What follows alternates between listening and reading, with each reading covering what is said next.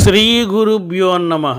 మాసిక్ దుర్గాష్టమి అనేది అష్టమి నాడు జరుపుకునే ముఖ్యమైన హిందూ పండగ. ఈరోజు దుర్గాదేవికి అంకితం చేయబడింది. ఆమె బలం, దయ మరియు ఆశీర్వాదాలను గౌరవిస్తుంది. రక్షణ, శ్రేయస్సు మరియు ఆధ్యాత్మిక వృద్ధిని కోరుకునే భక్తులకు ఇది చాలా ముఖ్యమైన పండగ. మాసిక్ దుర్గాష్టమి మార్చి 7, 2025న వస్తోంది. మాసిక్ దుర్గాష్టమి అనేది హిందూ మతంలో అత్యంత గౌరవనీయమైన దేవతలలో ఒకరైన దుర్గాదేవిని పూజించే రోజు. ఆమె శక్తులను గౌరవించడానికి మరియు జీవితంలోని వివిధ అంశాలకు ఆమె ఆశీర్వాదాలను కోరుకోవడానికి దీనిని జరుపుకుంటారు. దుర్గాదేవి శారీరక మరియు ఆధ్యాత్మిక దుష్టశక్తుల నుండి దైవిక రక్షణను అందిస్తుందని భక్తులు నమ్ముతారు. దుర్గామాత అపారమైన బలం మరియు శక్తిని సూచిస్తుంది. దుర్గా అష్టమి వేడుక భక్తులలో ఈ లక్షణాలను ప్రేరేపిస్తుంది. తద్వారా వారు ఇబ్బందులు మరియు సవాళ్లను అధిగమించగలుగుతారు.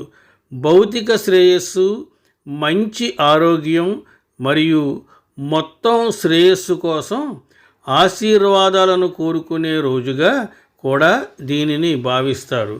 ఈ రోజున ప్రజలు మానసిక స్పష్టత, జ్ఞానోదయం మరియు ఆధ్యాత్మిక వృద్ధి కోసం కూడా ప్రార్థిస్తారు. దుర్గాదేవిని వారి ఆధ్యాత్మిక మార్గంలో నడిపించమని అడుగుతారు.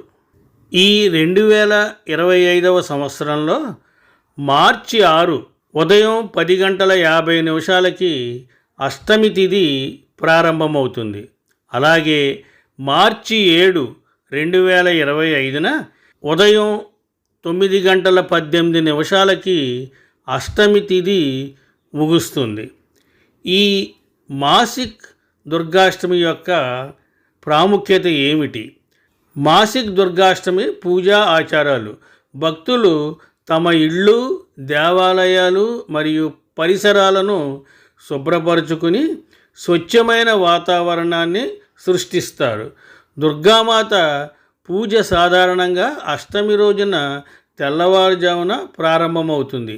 ఈ పూజలో దుర్గాదేవికి అంకితం చేయబడిన శ్లోకాలు, మంత్రాలు మరియు ప్రార్థనలు, ముఖ్యంగా దుర్గా సప్తశతి లేదా చండీ పదం, ఇందులో దేవతను స్తుతించే 700 శ్లోకాలు ఉంటాయి. భక్తులు ఈ ఆచారంలో భాగంగా పళ్ళు, మిఠాయిలు మరియు కొబ్బరికాయలు, తమలపాకులు మరియు పాలు వంటి ఇతర వస్తువులను అందిస్తారు. కొన్ని ప్రాంతాలలో ఈ వేడుక ఉదయ తిథి ప్రకారం జరుగుతుంది కాబట్టి ఇది అష్టమ తిథి వచ్చే తేదీ నుండి మారవచ్చు. దుర్గాదేవి పవిత్రతను మరియు దైవిక స్త్రీ శక్తిని సూచించే యువతుల ప్రాముఖ్యతను గుర్తించడం వలన ఈ ఆచారం ప్రత్యేక ప్రాముఖ్యతను కలిగి ఉంది. ఉపవాసం పండుగలో ముఖ్యమైన భాగం అయినప్పటికీ ఇది వ్యక్తిగత సామర్థ్యం ప్రకారం జరుగుతుంది. కొంతమంది భక్తులు రోజంతా ఉపవాసం ఉండాలని అనుకోవచ్చు. మరికొందరు పాక్షిక ఉపవాసాలు పాటించవచ్చు లేదా తేలికపాటి భోజనం తినవచ్చు అని అనుకుంటారు. పగటిపూట అందించే ఆహారాన్ని జాగ్రత్తగా మరియు భక్తితో తయారు చేయాలి, ఎందుకంటే ఇది పవిత్రమైనదిగా పరిగణించబడుతుంది. స్వస్తి, శుభమస్తు.